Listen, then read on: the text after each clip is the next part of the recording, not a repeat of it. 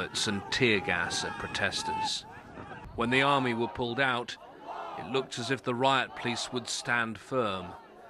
As the protesters gathered again, the authorities blocked the routes with barbed wire.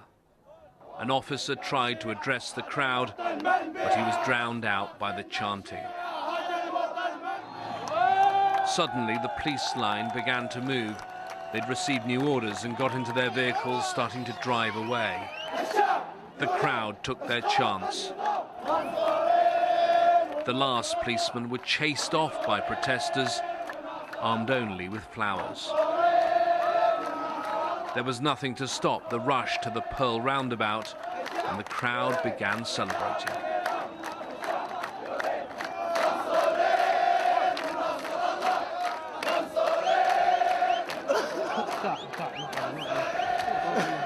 After the massacre that has occurred here, the Pearl roundabout holds a very big symbol to all Bahraini peoples over here.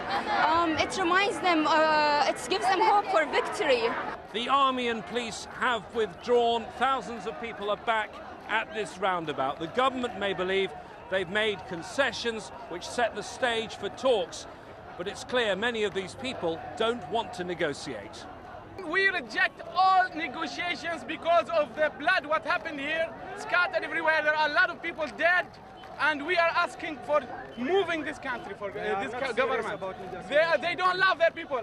Forever, forever, and forever, we will stay here. We will stay here forever, because it's our country.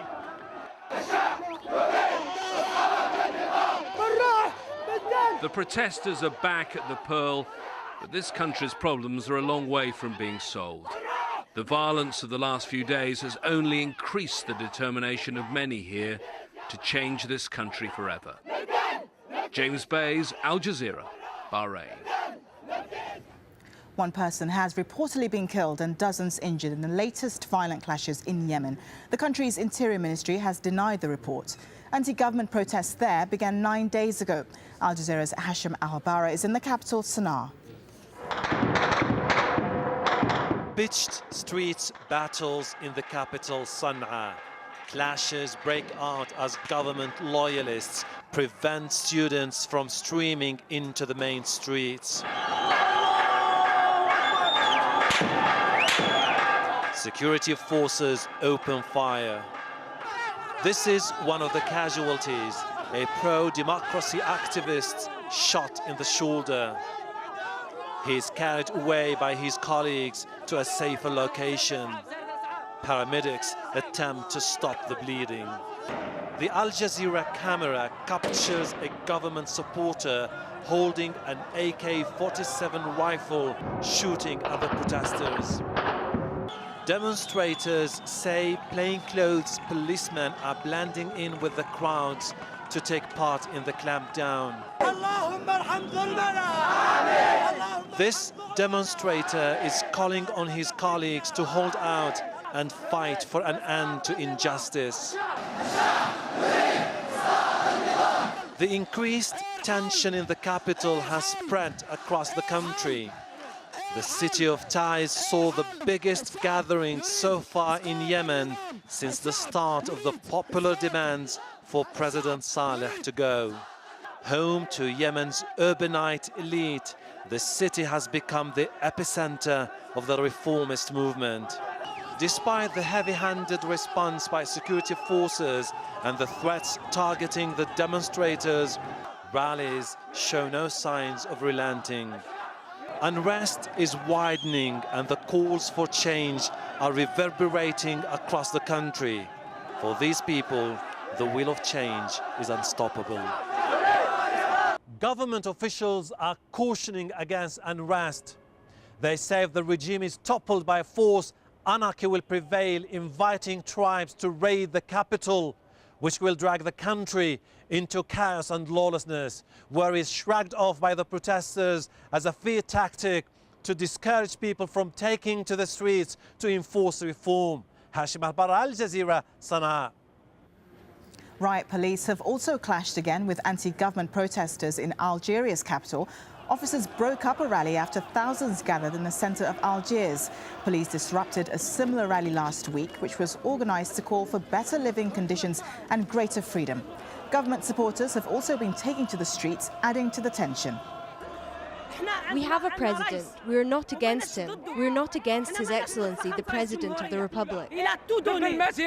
How can she speak against the march? The president doesn't give us anything. He's a stealer. They're all stealers.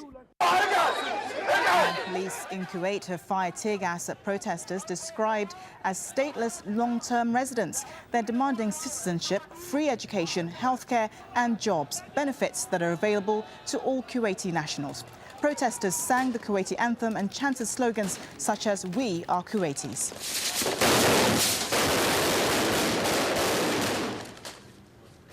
The protesters risking their lives in Libya have been getting support from a coalition of demonstrators in the United States. For more, let's cross to Daljit Daliwal in our Washington Broadcast Center. Amike, thanks very much. Hundreds of Libyan Americans demonstrated outside the White House on Saturday, showing solidarity with the Libyan people. Al Jazeera's Kimberly Halkett has more. Overwhelmed with emotion.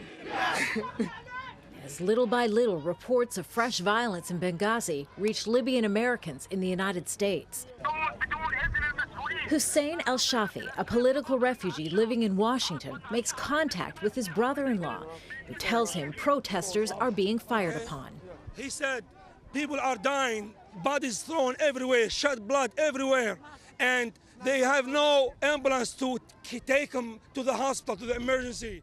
Al Jazeera cannot confirm the authenticity of the reports, but phone conversations like this between Washington and Benghazi are repeated for hours as Libyan Americans gather in front of the White House to appeal for help in preventing bloodshed.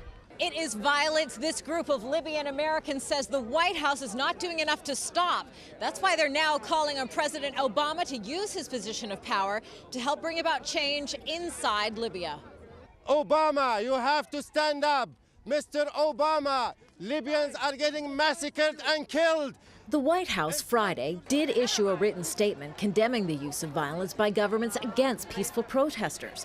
But these pro-democracy supporters say more must be done to push Libyan leader Muammar Gaddafi to end his rule of more than 4 decades. For 40 years of fear and viciousness and corruption and horrible violence, both psychologically and physically visited upon the Libyan people. We can't accept that, and we want them to condemn what they're seeing inside of Libya right now.